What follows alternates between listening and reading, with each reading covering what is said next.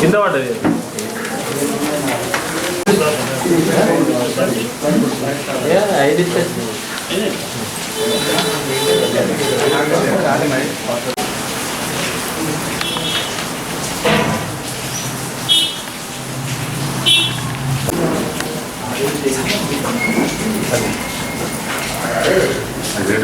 చెందినటువంటి ఈ new bus station చౌరస్తాలో ఉన్న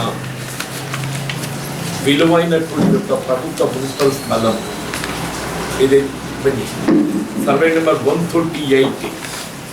అందులో 20 గుంటలు ఏదైతుందో 1952 ప్రాంతంలో అప్పుడు జగిత్యాల పట్టణంలో పెట్రోల్, డీజిల్, కిరోసిన్ అవుట్లెట్ ఇవి కూడా అందుబాటులో లేకపోవడంతో కేవలం పెట్రోల్, డీజిల్, కిరోసిన్ అవుట్లెట్ ఏర్పాటు చేయుటకు ఈ స్థలం కిబాలా ద్వారా కేటాయింపు చేయబడ్డట్టు దారం వీరమల్లయ్య గారి ఏదైతుందో ఈ భూమిని స్వాధీనం తీసుకోవడం జరిగింది.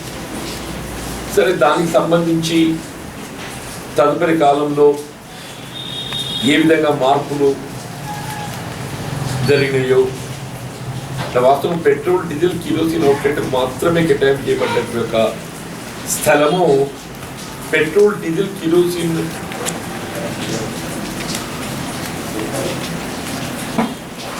కు సంబంధం లేకుండా పెట్రోల్, డీజిల్, కిరోసిన్ కేవలం 4 గుంటలు మాత్రమే వాడుతూ మిగిలిన 16 గుంటలు ఏదైతే ఇతర వాణిజ్య అవసరాలకు దాన్ని వాడటం, క్రయ విక్రయాలు చేయటం ఇదంతా చట్ట విరుద్ధం. అంటే మున్సిపాలిటీ ఏ నియమ నిబంధనలతో ఏదైతే భూమి కేటాయింపు చేయడం జరిగిందో ఆ నియమ నిబంధనలన్నీ ఉల్లంఘించి చట్ట విరుద్ధంగా చర్యలు చేపడుతుంటే అప్పుడు 1964 ప్రాంతంలో దయచేసి బాల వీరేశం గారి ఆధ్వర్యంలో ఒక సబ్ కమిటీ వేసి ఆ బాల వీరేశం సబ్ కమిటీ ఏదైతుందో ఈ కేటాయింపు పరిశీలన ఈ అంశాన్ని మొత్తం విచారణ చేసి మున్సిపాలిటీకి నివేదించేది. ఇప్పుడు ఆ బాల వీరేశం గారి కమిటీ ఏదైతే 1964లో ఈ పరిశీలన విచారణ చేయడం జరిగిందో అప్పుడు దారం వీరమల్లయ్య గారు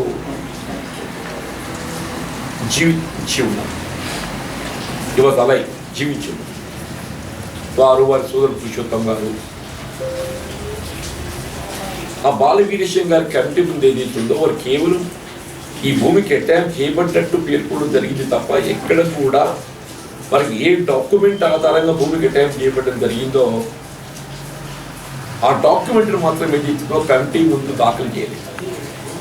వాళ్ళు ఏ కిబాలా ద్వారా ఈ భూమి కేటాయింపు చేయబడ్డట్టు వాళ్ళు పేర్కొంటున్నారో ఆ కిబాలా డాక్యుమెంట్ ఏదైతున్నదో ఆ 1964లో బాల వీరేశం గారు ఈ అంశాన్ని పరిశీలించడం, విచారణ చేపట్టడం జరిగిందో ఆ సందర్భంగా దారం వీరమల్లయ్య గారు ఏదైతున్నదో ఆ సంబంధించిన డాక్యుమెంటే ఆ కమిటీకి ప్రజెంట్ చేయవలసి ఉంటుందో అది చేయలేదు.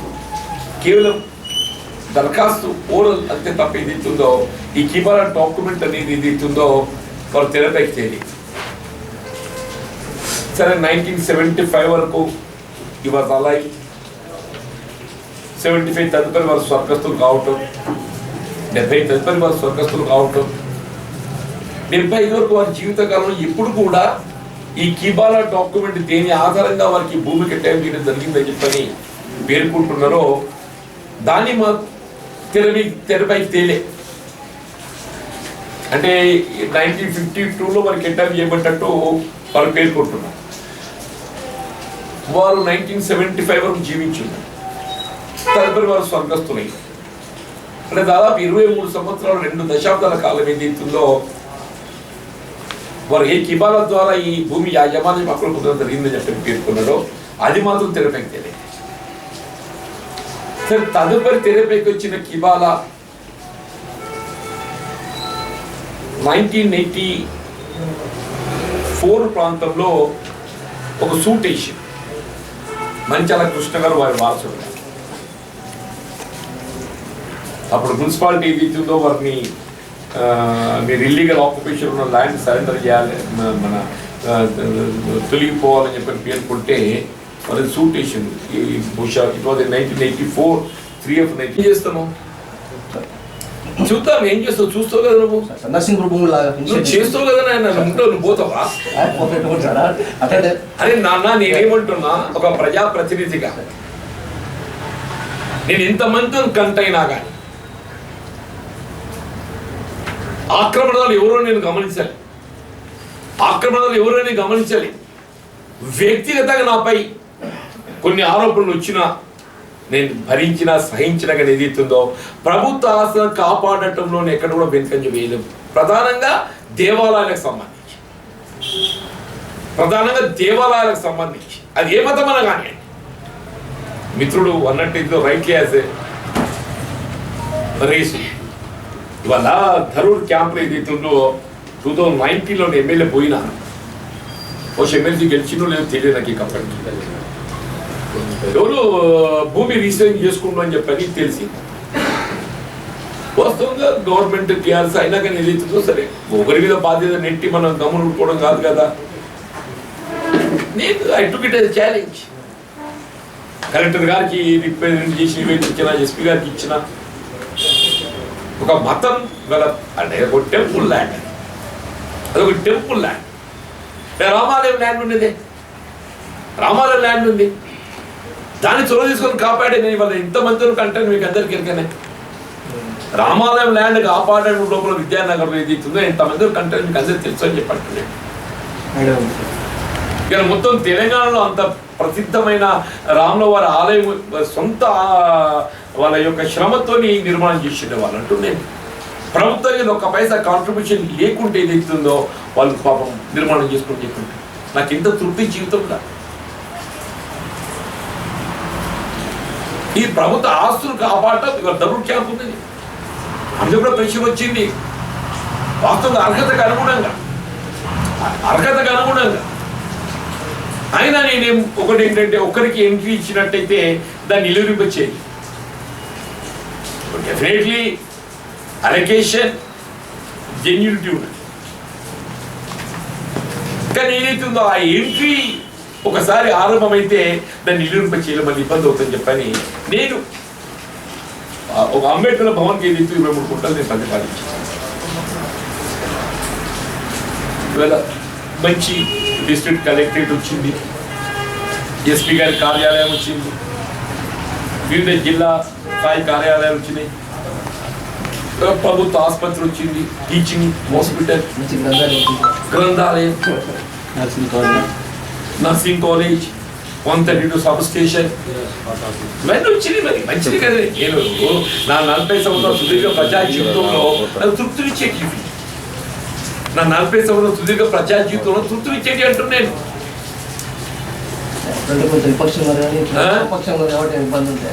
పక్షము అనేది ఒకటి బాబు, ప్రతిపక్షము పాలక పక్షం అనేది కాదు. నేను పాలక పక్షము ప్రతిపక్షం ఎప్పుడు భావించిన ప్రజాపక్షం, నేను ప్రజాపక్షం. అధికార ప్రజా సమస్యలను ప్రభుత్వాన్ని నివేదించడం లోపల మనం జరగవలసిన అవసరం లేదు. ఒక బాధ్యత గల పౌరులు ఇవాళ కోతులు ఇష్యూ వచ్చింది. నేను ఏదైనా అపోజిషన్ మెంబర్ నేను చాలా సందర్భాల్లో మాట్లాడింది. మరి ఇవాళ నేను సైలెంట్ ఉండమంటున్నాను. ఉద్యోగస్తులు, ఉపాధ్యాయులు ఉన్నారు, నిరుద్యోగ యువత ఉన్నది, విద్యార్థులు ఉన్నారు, రైతాంగాన్ని మనం మక్కలే రీతితో 18 క్వింటలు సీలింగ్ ఉన్నది. దాంతో ఏదైతే రైతులు ఇబ్బంది పడుతున్నారు, కనీసం 30 క్వింటలను కొనుగోలు చేయాలి. కేంద్ర ప్రభుత్వం నాఫెడ్ ద్వారా రాష్ట్ర ప్రభుత్వం తోడ్పడాలి. కేంద్ర ప్రభుత్వం రీసెంట్గా ఏదైతుందో ఈ అమెరికాతోని చర్చలు కొనసాగుతున్నట్టు తెలిసి వచ్చింది. ఫుడ్ గ్రెయిన్ ఇంపోర్ట్ కొనడం, ఒకవేళ మొక్కజొన్న ఇంపోర్ట్ అయినట్టయితే అసలు మన మొక్కజొన్న ఉత్పత్తి అనేది, సాగు అనేది మరి ఏమిదో తెలియదు. దానికి నేను తుమ్మల నాగేశ్వరరావు గారు అనుభవం గల మంత్రి.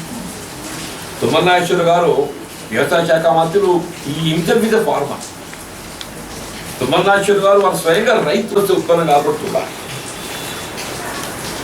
మరి దృష్టి తీసుకెళ్ళిన అది కానీ ప్రజాపక్షంగా భావిస్తాను. అంతే సార్, నరసింహుడు భూముల విషయంలో అట్లే ఉన్నారు. మీరు ప్రభుత్వం ఉన్నప్పుడు కూడా మీరు ప్రజాపక్షంగా భావిస్తాను sir. Thank you very much. మరి చాయ్ బిస్కెట్ ఉన్నాయో ఒకటి బాబు, నాకు తెలిసినంతలో కోర్టులో ఉన్నట్టయితే నాకు తెలియదు. నాకున్న నోటీస్ నిన్నటి వరకు ఏదైతుందో ఆ రిట్ అయితే ఫైనల్ అనుకున్నాను. నిన్నటి వరకు నేను మిత్రుడు కృష్ణ గారు ఏదైతుందో రిట్ అప్పీల్ తిరిగి తెచ్చేంత వరకు నేను అంతే అనుకున్నా.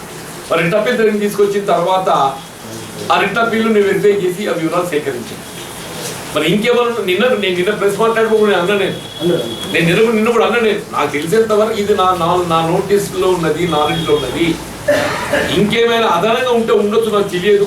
అట్లా ఉన్నట్టే దాన్ని పట్టుకొని నేను రెస్పాండ్ అవుతా అని చెప్పానండి.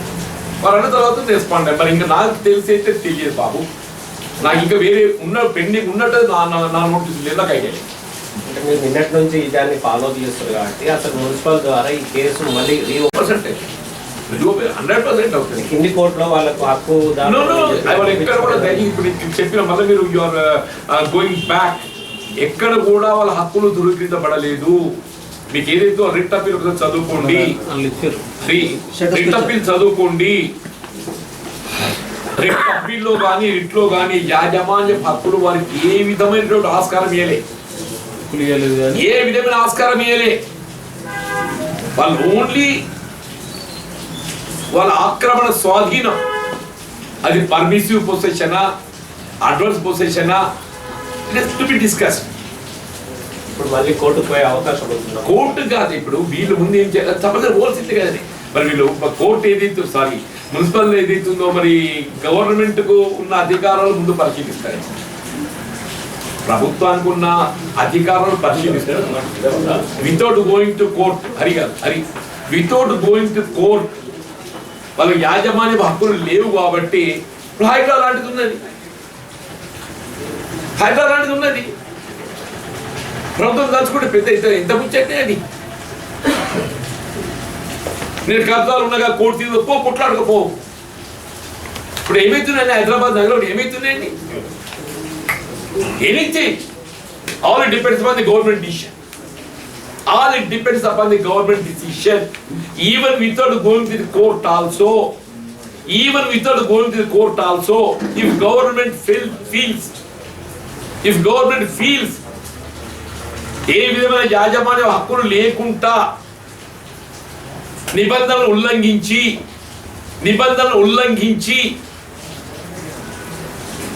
ఆక్రమణలో ఉన్నారు అని చెప్పి భావిస్తే they can directly take them out. Government always they have powers. ఉన్నోడు కొన్ని లేను కొన్ని తానే రోడ్డు మీద ఎంతమంది కబ్జాదారుడు తీసి పారేస్తలేరే. ఈడో కబ్జాదారుడు కావచ్చు, ఏముందనే టెంపరీ ఇంజక్షన్ తెచ్చుకుంటే అది ఏమైతే చూద్దాం బాబు. నా చేతిలో ఏం లేదు. నేను ఒక బాధ్యత గల పౌరుడిని.